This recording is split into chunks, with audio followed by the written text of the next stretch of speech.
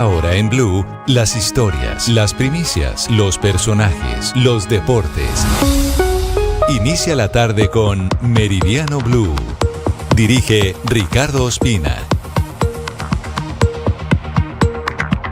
Es la 1:01 p.m. Seguimos acompañándolos. Estamos en Meridiano Blue, hoy martes 10 de marzo. Qué cantidad de noticias que tenemos para ustedes. Saludo a quienes nos están sintonizando a esta hora en Ditu, en el canal de YouTube de Blue y en las estaciones de Blue Radio en Colombia y en el mundo. Nos escucha a través de la aplicación de Blue Radio. Muchas noticias políticas. Sé que todavía estamos hablando de las elecciones del domingo, de las definiciones de los candidatos a la vicepresidencia, de quienes van al próximo 31 de mayo a la primera vuelta. Pero antes hay otra noticia muy importante en desarrollo y es el bombardeo contra las disidencias de las FARC en Antioquia, en Ituango. Fue abatido un hombre muy malo, alias Ramiro, responsable de decenas de crímenes. Respiran tranquilos los habitantes de una zona importante del departamento de Antioquia. Nicolás Rodríguez. Ricardo, sí señor, buenas tardes. Se trata de Erlinson Echavarría Escobar, más conocido en las disidencias como alias Ramiro, que era el máximo cabecilla de la estructura 18 de las disidencias de alias Iván Mordisco, pero que literalmente, según lo que confirma el Ministerio de Defensa, iba de estructura en otra. Según el ministro Pedro Sánchez, hizo parte de los carteles de alias Calarcá o de las disidencias de Calarcá y hasta hace pocos días estuvo en las filas de alias Iván Mordisco, o más bien hasta hace pocas horas. Ramiro perteneció a las FARC y tras los diálogos de paz se alineó con el grupo de alias Calarcá, pero cuando sintió, según lo que relata el ministro, que no había un respaldo de esta estructura, la 36 de Calarcá, literalmente se pasó para el bando de Mordisco. Y cabe recordar, Ricardo, que este hombre estuvo inmerso en la captura de algunas personas en las caravanas de la UNP en julio del 2024, pero que posteriormente fue dejado en libertad por la decisión de un juez. Autoridades además confirman que especialmente el ministro, que en cualquier estructura en las que estaba o pertenecía, el principal objetivo era él. En su prontuario cuenta con 22 años de ejercicio criminal y contaba con una orden de captura por los delitos de concierto para delinquir agravado con fines de extorsión, homicidio, reclutamiento ilícito, menores de edad y porte ilegal de armas. Y asimismo, Ricardo, como usted bien lo mencionaba, se le atribuyen hechos de gravedad como el desplazamiento forzado mediante amenazas a 38 campesinos, entre ellos 11 menores de edad en la vereda Cedral de Ituango en Antioquia, así como el asesinato de civiles que presuntamente colaboraban con el Clan del Golfo. Ya vamos a ampliar esta noticia en desarrollo con el ministro de Defensa y con las autoridades en el departamento de Antioquia. Nicolás, en política, momento de definiciones de fórmulas vicepresidenciales. Comenzó Iván Cepeda por la izquierda, por el petrismo, con la senadora indígena Aida Quilcué. Siguió Abelardo de la Espriella con el exministro de Hacienda José Manuel Restrepo y nada que define Paloma Valencia. Serán 3 reuniones con Juan Daniel Oviedo para definir si el exdirector del DANE será o no su fórmula vicepresidencial. Mateo Piñeros.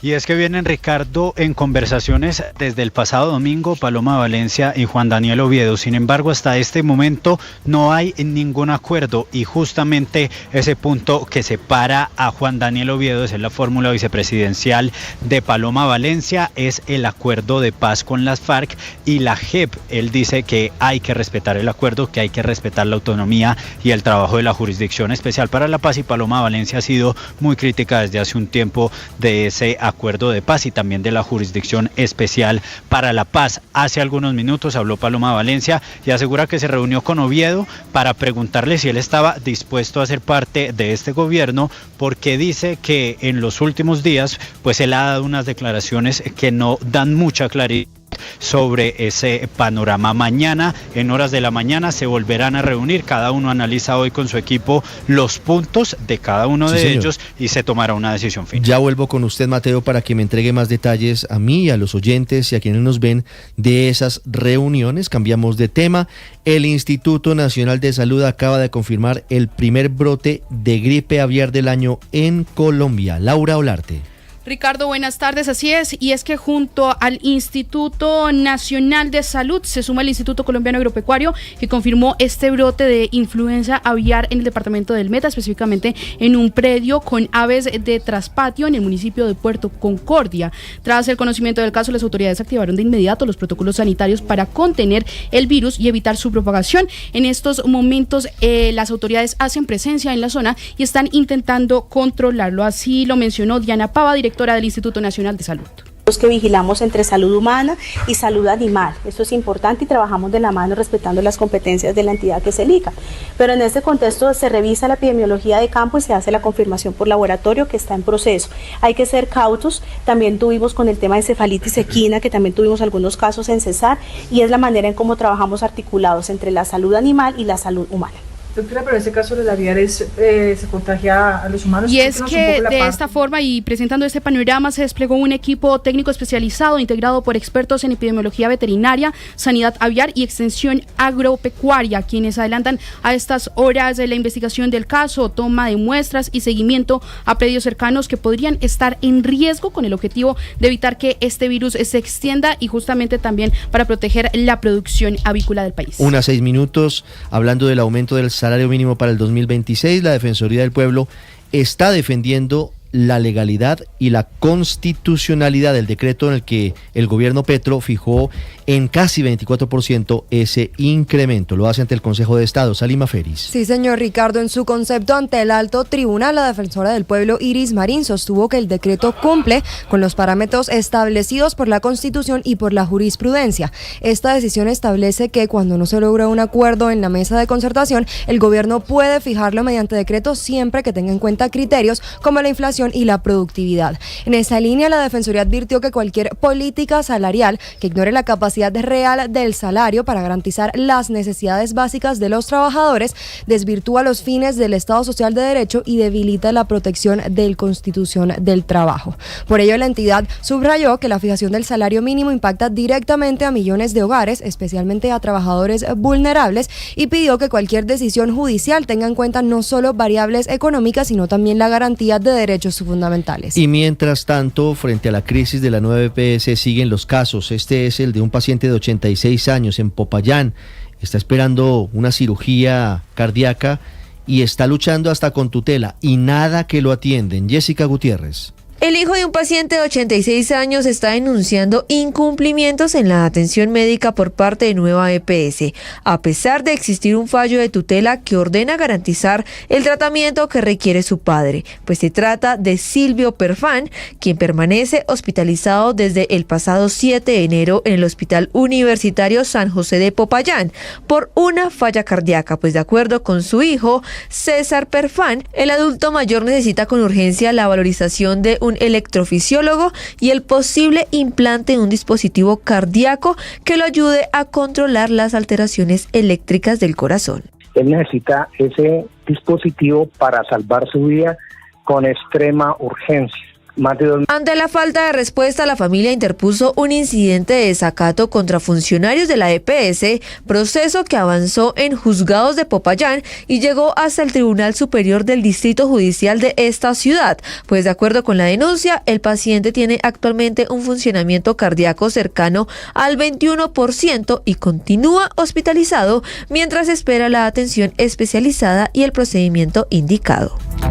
Hace casi 7 años, el 1 de octubre del 2019, se fugó la excongresista Aída Merlano. Ustedes recuerdan que la fuga fue cinematográfica. Estando detenida, se escapó desde un segundo piso en la calle 119 con séptima en Bogotá en una cita odontológica. Luego fue recapturada y hoy sigue presa.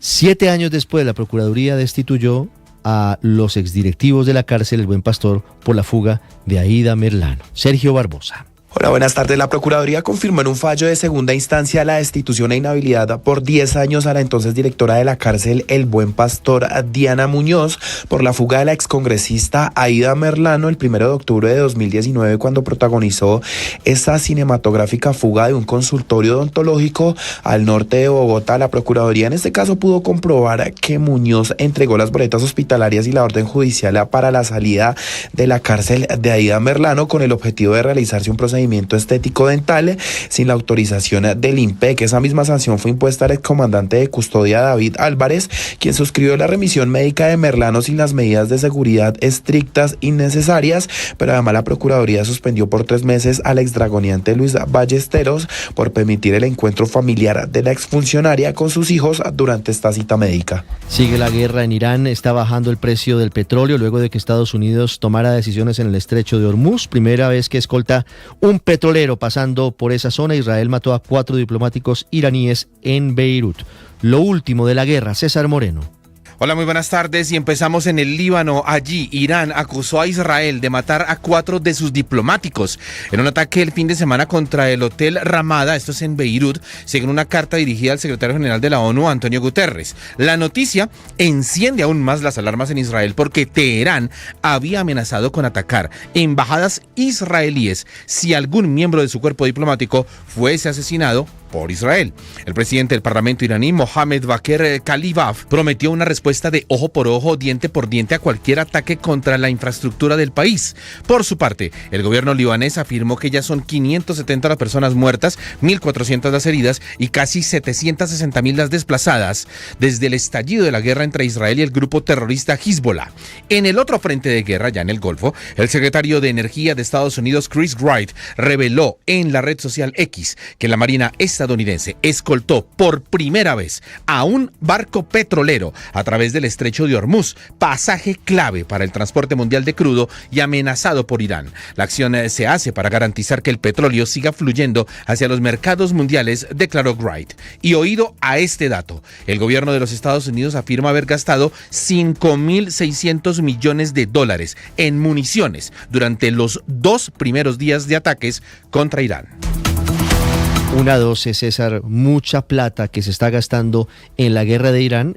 Eso puede jugar en contra del presidente de los Estados Unidos, Donald Trump.